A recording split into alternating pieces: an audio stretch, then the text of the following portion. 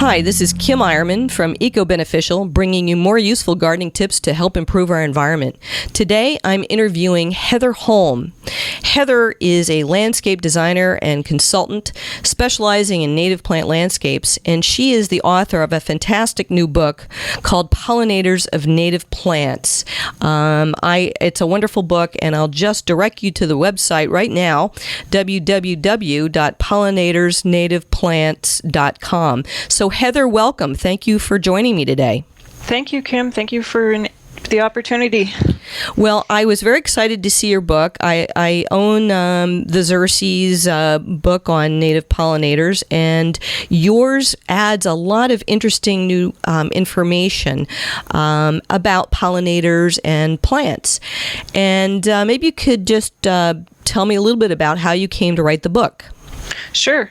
After landscaping and doing landscape design for several years and really moving over to specializing in native plant landscapes, you really start to notice the quantity of insects that visit and are in connection with the native plant landscape. So that was my first key or clue.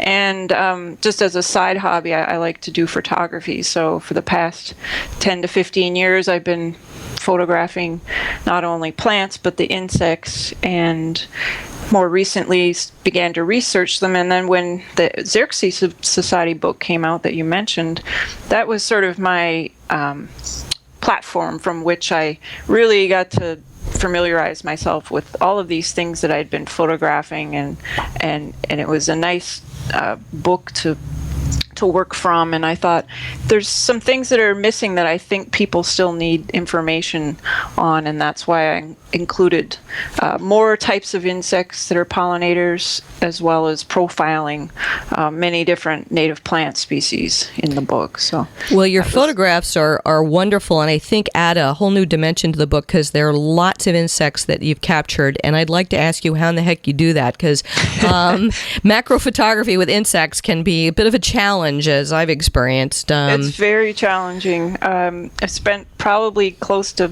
5 years in earnest just staking out in front of particular plants that I wanted to include in the book. I had a piece of cardboard that I carted around with me and sat on the ground on the cardboard and in front of a cluster of plants, and literally waited for a couple hours to try and get a sense of what was visiting, and I did that over a several year period. And as you know, our climate has been so strange, and our seasons are so weird, and plants flowering when they don't normally. So I was experiencing insects visiting particular flowers that wouldn't typically or normally do so. So I had to make a lot of decisions on what to illustrate in the book that would be relevant both today and in the future, in a sense. So, and the pictures are really helpful. We'll get to the specifics of the book, but just to give readers listeners an idea, and readers an idea. So you have pictures of plants with some of the insects that are attracted to them, with these photographs that really help us identify what the heck we're looking at. A lot of folks don't realize that we've got 4,000 species of native bees in the U.S., and hard pressed to name more than 5. So I think these photos are just great. Yeah, it's interesting. We base our model on bees, on honeybees, because that's what we're most familiar with. But the native bees are just so different. They nest differently. They are out for such a short period of time compared to honeybees. So there's a lot of people, I think, before pollinators really became in the news and on people's minds, people weren't really out actively looking at insects on flowers. But now I find I get a lot of feedback from people that's all they're doing, and now they're starting to see this wonderful diversity of insects that are flower visitors.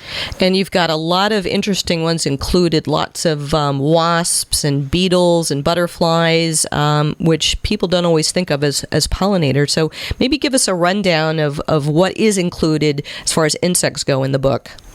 Sure. Of course, I have bees included. I really have limited information on honeybees because I felt that they've been so well covered, and I wanted to cover the bees that are typically or mostly native to North America that people knew less about. And then, of course, as you mentioned, butterflies and moths, who are regular flower visitors, but not always the most efficient pollinators. And I really wanted to include the wasps, both the solitary and social wasps, because they're not only important they're very important in our landscape. Most of them are beneficial, so they're out hunting other insects and helping keep problem pest populations in balance. And people tend to really fear wasps, but for the most part, besides the social wasps, they're not aggressive to us in our gardens, and they should be welcomed.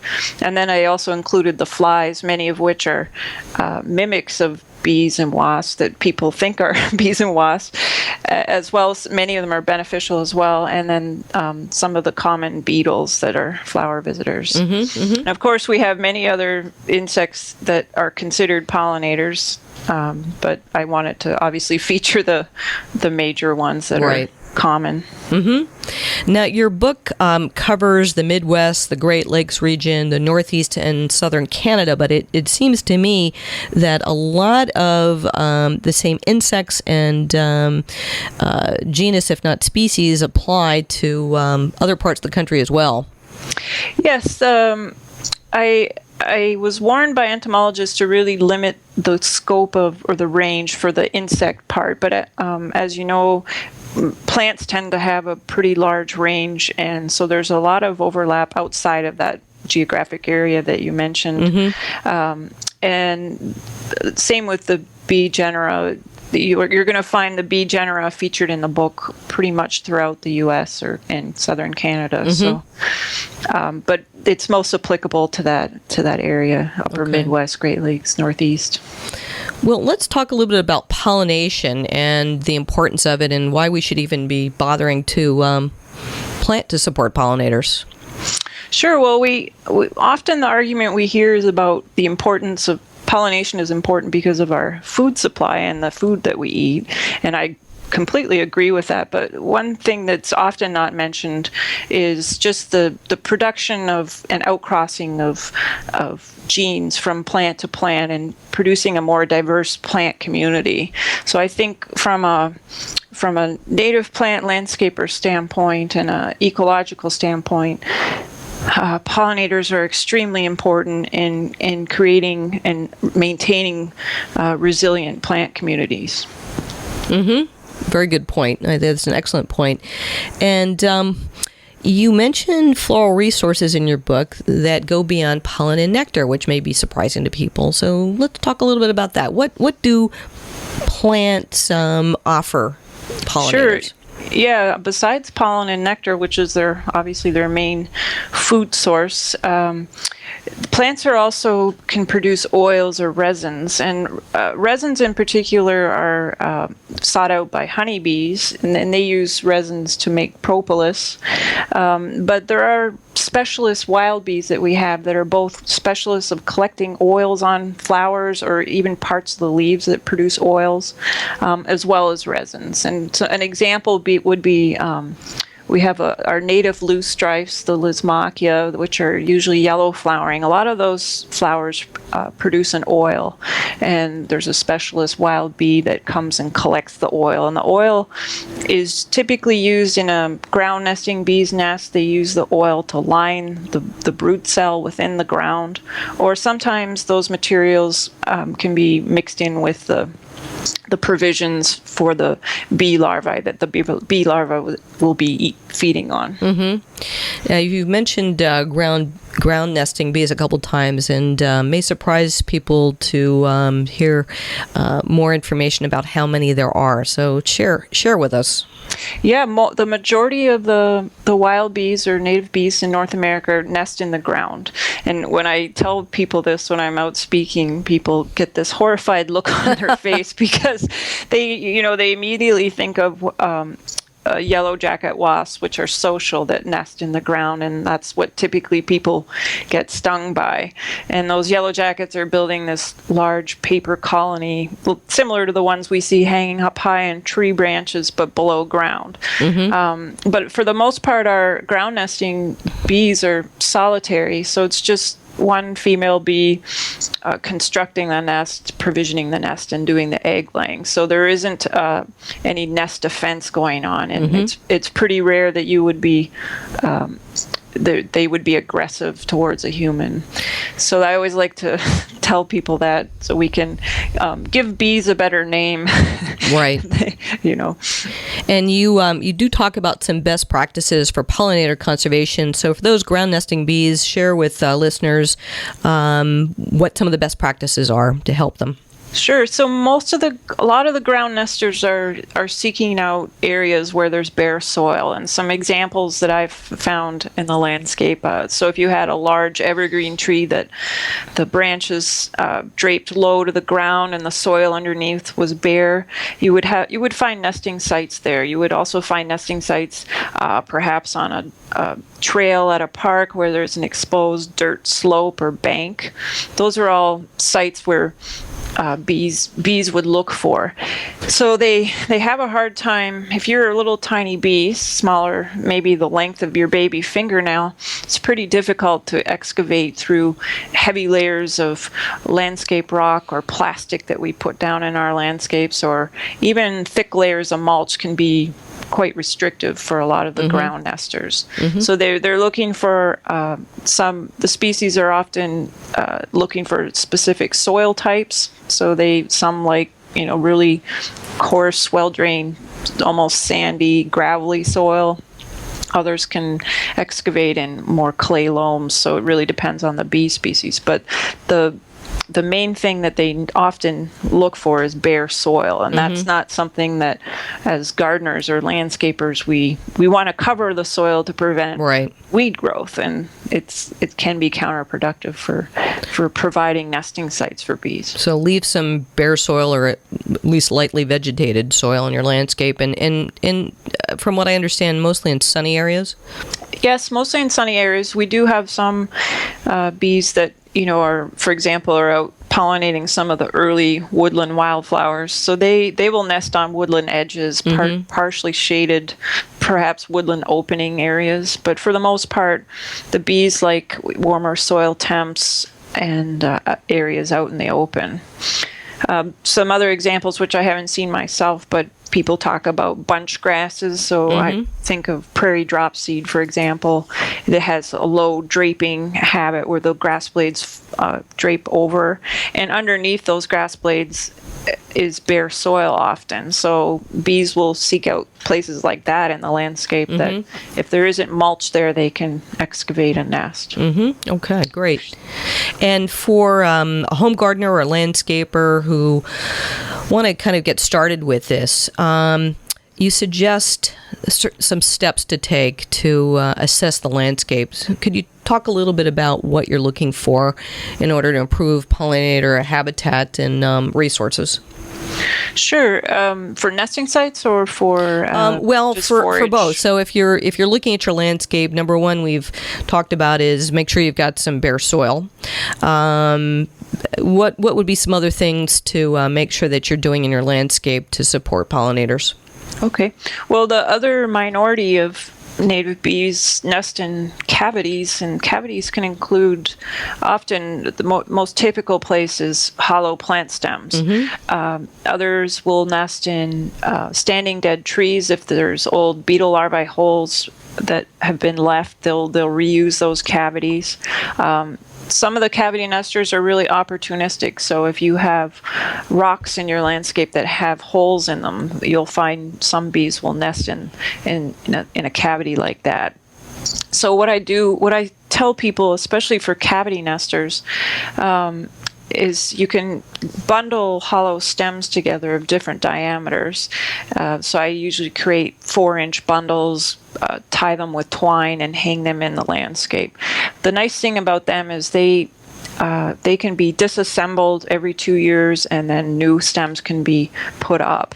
And one of the problems with the supplemental bee boards that people make, which are boards with holes drilled in them, they're very effective at attracting mason bees and leafcutter bees, but what researchers are finding is they're harboring a lot of diseases, and pests are transmitting from one cavity to the next, and people aren't maintaining them. So just like a nest box, a bird nest box in the landscape, there's not a whole lot of folks that can remember or have the time to clean them out every year. So the same kind of holds true with these supplemental bee boards. What you can do to make it more hygienic is to buy paper liners online, and that's highly recommended if you're going to put up supplemental bee boards. The latest and greatest thing that I've been trying for the last couple of years, and I actually didn't include this in the book, and I'm not sure why, is I've been I always cut the perennial plant material down in late spring, leaving all the seeds and stems up for the winter for wildlife. And you're in Minnesota, correct? Right, okay. Right. I mean, I do get a lot of snow load, and it looks pretty ugly by March, but you're providing for wildlife with seeds. The plant stems provide structure to catch leaves and provide more insulation. A lot of the beneficial insects, like the soldier beetle, their eggs are laid underneath leaf litter. So if we take all that material out of our landscape in the fall and bag it and put it at the curb, we've taken away all the insects that are going to be beneficial and helping us in the landscape the following year, as well as pollinators. So what I've been doing, the really neat thing is I've been, instead of cutting that perennial plant material down right to the ground, I've been leaving 12 to 15 inches of stem stubble. And so I wait really late in the spring. Here in Minnesota, that could be mid-May, in some cool years. Leave 12 to 15 inches of plant stem stubble.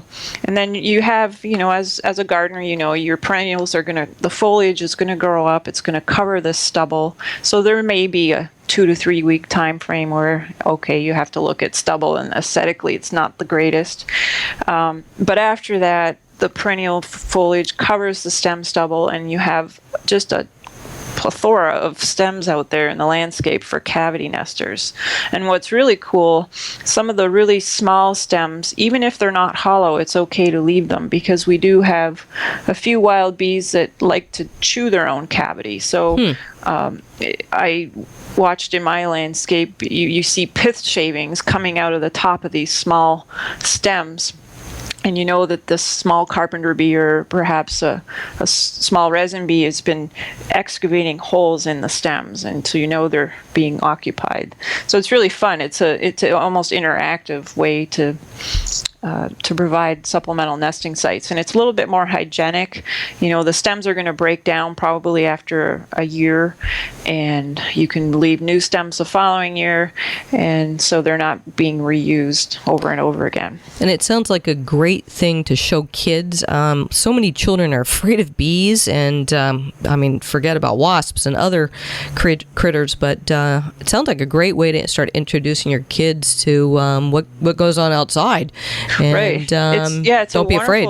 Wonderful interactive thing, and it doesn't take long for the bees to find the stem stubble and start excavating. So, and for some folks who like a tidier garden, I understand that you can still dedicate a little section in the back corner of your perennial garden of different stem types, different plants, and still achieve the same thing. So the kind of the wilder areas of the garden, if you're very neat and tidy. Great idea. Fantastic.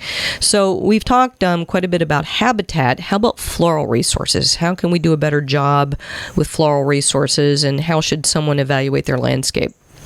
Oh, sure. So unlike honeybees, who are, for the most part, perennial, out all the time, the wild bees have a very short life cycle. So the adults are alive anywhere from 2 to 6 weeks at the most.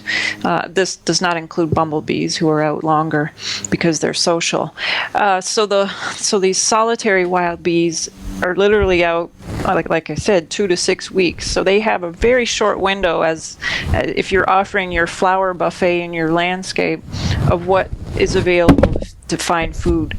And so one of the things that is I usually stress the most is evaluating your landscape to see what plants are flowering when, because often we have a gap in the landscape of something's not flowering in perhaps mid-May, between that early flush of flowers and you're waiting for the warmer months of June to roll around.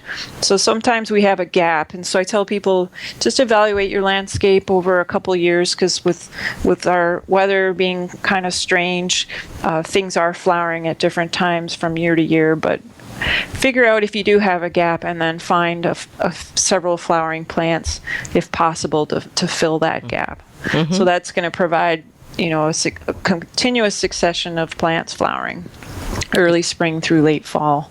That's very critical for wild bees. Mm-hmm. And then of course, different flower shapes, right? Yes, different flower types. So open, aster, daisy-like composite flowers are what I'd call a generalist flower. So they're easy to access nectar and pollen on a flower like that. So it's going to attract a wide diversity of insects or pollinators to visit. But it's also important to include complex flowers as well, because there are fewer insects, such as perhaps just a bumblebee can pollinate a particular plant, but they're offering a higher nectar reward. So and define complex flower for us, please. Well, let's say the turtle head, for example. Yep. I think in the Midwest we have the white turtle head, and out east is the pink turtle head. So that's kind of a closed, complex flower. It requires a bee that's of a certain size and strength to pry open the flower to get inside. Mm-hmm. So fewer bees can access the flower, which means nectar is not depleted as frequently. So that in that case, it would offer a higher nectar reward to bumblebees or some large or medium-sized bee that could open it. And some specialist bees are very, very specific, aren't they, in terms of what they will utilize? Yes, and I think a lot of people don't realize we have a lot of specialist wild bees. So much like our monarch butterfly, who's a specialist of milkweeds, we have a lot of species that rely on a narrow range of plants. So the females will only collect pollen from even down to a genus level, or it's often a family level of plants. So they really rely on a narrow range of plants. Mm-hmm. They won't collect pollen outside of that range. So, and then it has been found that the larvae will not thrive on pollen that's not the specialist pollen that the bees.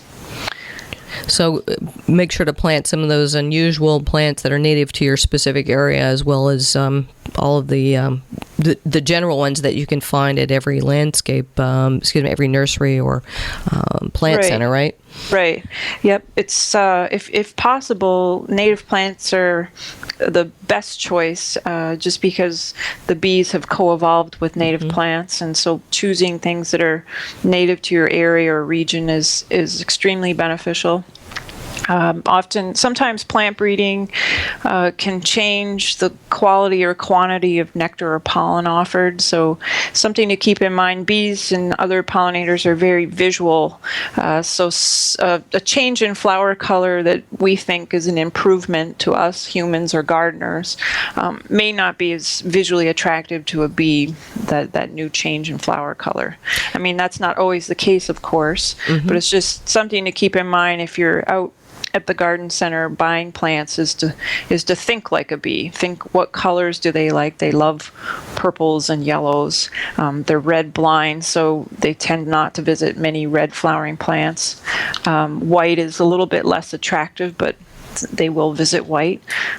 So just keep in mind all those different factors think like a bee while you're out shopping. And how do other pollinators find their floral resources, like wasps, for example? Well, wasps are carnivores, so their diet is insects, so they're out hunting other insects most of the time, and then they supplement that diet by visiting flowers for nectar. I don't know of any wasps in feeding on pollen, but it is possible. But for the most part, they're visiting for nectar. Because you'll see certain plants like our native mountain mints that just attract an incredible array of wasps. And I always wonder why that is. Yeah, a lot of the white flowering plants seem to be really attract a lot of different wasp species. So a common bone set, the mountain mints, like you mentioned, those are great, especially, and I like to encourage people to use plants like that if they have a vegetable garden and they're trying to attract wasps who are predatory, who will help prey on perhaps insects in your veggie garden that you don't want. So you really can tailor your plant selection based on what you are trying to attract in certain situations. And how about our beetles? People very rarely think of beetles as pollinators, but they actually pollinate some of our most ancient plants, don't they? They do, yeah, and they're not the most effective in many cases because they're relatively hairless, so they're not picking up a lot of pollen when they're visiting flowers. They tend not to be they tend to have really low floral constancy, so they change plant types. They'll forage on one type of plant and then move to another type of plant. So that doesn't help with transporting pollen to the same plant of a neighboring plant. So they're not the most effective, but they are important for pollinating a lot of different plants. What's unique about them or different than, say, wasps or butterflies, who are primarily just nectar feeders. The beetles are feeding on pollen, so they do like to eat the pollen as well as nectar on flowers. And you raised the topic of floral constancy, so talk a little bit about that in bees. Oh, sure, and I think I'll start with designing for pollinators in the garden. So floral constancy is how a bee forages through a landscape and whether it stays with the same plant species or moves from one plant species to another. So if we're designing our gardens, we think about planting a lot of the same plant in masses. And of course, I know you know this, that it's aesthetically more pleasing, but it also makes foraging more efficient, and it improves floral constancy. So if we have a mass of one section of black-eyed Susans in the landscape, then a bee is going to stick with the black-eyed Susans and move from one open flower to the next in that grouping. So that helps with pollination because they're carrying the right kind of pollen when they're going from one plant to the next. And so it just makes things more efficient. They don't have to fly from one black-eyed Susan here and then fly 100 feet to the other side of the landscape to forage on another black-eyed Susan. And that sounds like a good tip, even if you're creating a meadow or a prairie where you have a more random pattern, but to use enough of the same species so the pollinators can find them, right? Yes, a lot of repetition. I mean, obviously, in an informal landscape, you don't want, even if you start off with massing of same plants, it's going to evolve to become, disassembled and natural looking. But having repetition of the same species throughout a landscape is also helpful. Well, that's great info. And one thing we haven't talked about yet is the levels of sociality of bees, how social they are or are not. Oh, so sure. Most people think of honeybees, 50,000 bees in a healthy colony. Not so with native bees. So share your insights on that. Sure. So most of the native bees are solitary. The honeybees, of course, are highly social, very organized, a lot of communication. The closest related bee that we have to honeybees native to North America is probably the bumblebee. And the bumblebees are social, but when the queen emerges from hibernation, she's looking for a nesting site and initiates a nest. And at that point in time, the nest is solitary until she produces offspring, and then it becomes a colony or social. Bumblebees are not they don't communicate like honeybees, so they're not as sophisticated in that sense. They sort of learn foraging on their own, or perhaps by following a nest mate, but they are, unlike honeybees, they're not telling each other where a good spot or forages out in the landscape. So yeah, for the most part, bumblebees are our most social wild bee.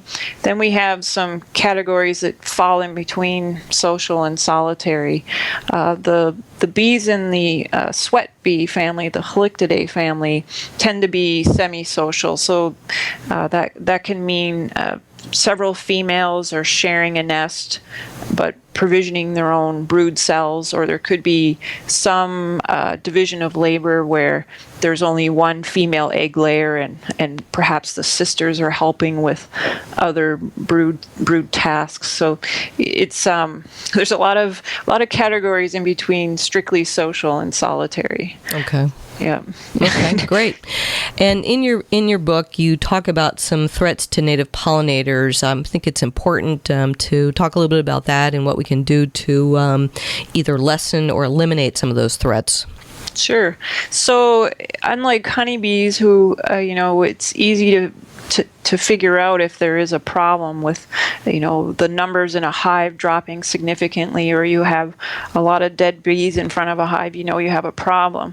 With wild bees who are out in our landscapes, nesting for the most part solitary or by themselves, it's much harder to monitor how populations are changing. But what we do know, of course, is any human changed landscape, whether it's urbanization, roads, just lack of forage plants where diverse plant communities used to exist, then we know that the bee populations are dropping in situations like that. The other threat to the wild bees, of course, is our pesticide use. We hear a lot about the systemic insecticides in the news, but we know more about how they're affecting honeybees than we do to wild bees, but we assume similar effects where they're perhaps sublethal doses are causing them to become disoriented as well. But not a lot of research has been done on the wild bees and those insecticides. But of course, any insecticide, whether it's systemic or a contact insecticide, is designed to kill an insect, and most pollinators are insects. So I think sometimes that gets overlooked by people or homeowners who are using insecticides, kind of on a broad scale, rather than thoughtful, mindful spot treatments, and just limiting their uses would be much more beneficial. And I think it's important to point out that organic does not mean benign. Right. Okay. So kind of lay off what I call the secret sauce. Anything else we can do? How about invasive plants? Invasive plants are... So wild bees will obviously visit invasive plants and pollinate invasive plants. They are a form of forage that are out in the landscape for them. But at the same time, when they visit native plant or invasive plants, they're also helping the invasive plants produce seed. So when a really awful invasive plant takes over a plant community that was formerly a nice, diverse plant community with many different types of flowering plants flowering throughout the season, and now you have perhaps 3 or 4 plants that dominate the landscape now. Well, you have plants that are flowering for a shorter time period, so again, the bees are left with long periods of time when nothing is flowering in the landscape. Mm-hmm. So diversity is the main, if we could weave a theme through our talk today, I would say it would be diversity. Trying to change those damaged landscapes, trying to get rid of the invasive plants if possible, but also improve plant diversity is really, really key. And as a landscape designer, I know you've seen this firsthand, that it does work, and if you plant it, they do come, don't they? Oh, absolutely. Yeah. Especially the native plants. It's just amazing what even a small patch of plants can attract. Well, Heather, this is just a wonderful book. Again, Pollinators of Native Plants by Heather Holm. I think whether you're a new gardener, a seasoned gardener, a landscape professional, landscape designer, you can benefit from this book. Just great information on the insects, terrific information on the plants, lots of best practices, and really well done. So thank you so much for joining me. And please, listeners, go to www.pollinatorsnativeplants.com and see more brilliant information from Heather Holm, and of course pick up her book. So thank you so much, Heather. It's been a pleasure. Kim, thank you. It's been a pleasure. Thanks for the opportunity. This is Kim Eierman from EcoBeneficial. Thanks for watching. For more useful gardening tips to improve our environment, please visit us at www.ecobeneficial.com.